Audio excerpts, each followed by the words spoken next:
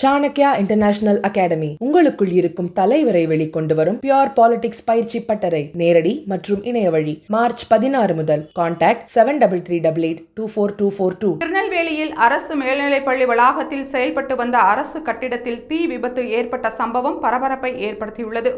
Tirunelveli down பகுதியில் அரசு மேல்நிலைப்பள்ளி செயல்பட்டு வருகிறது. இதன் வளாகத்தில் மாவட்ட தொடக்க கல்வி அலுவலகம், மாவட்ட உதவி தொடக்க கல்வி அலுவலகம் ஆகியவை செயல்பட்டு வந்தன.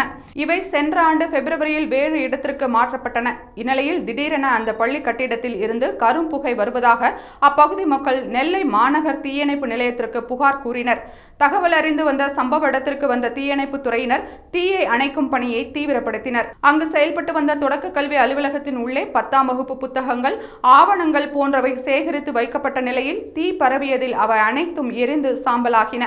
ஒவ்வொரு அறையாக தீ பரவி வருவதால் மற்ற அறைகளில் இருக்கும் ஆவணங்களை பாதுகாக்கும் பணியில் தீயணைப்பு துறையினர் ஈடுபட்டனர். சுமார் 3 மணி நேர போராட்டத்திற்கு பின்னர் தீ கட்டுக்குள் கொண்டு வரப்பட்டது.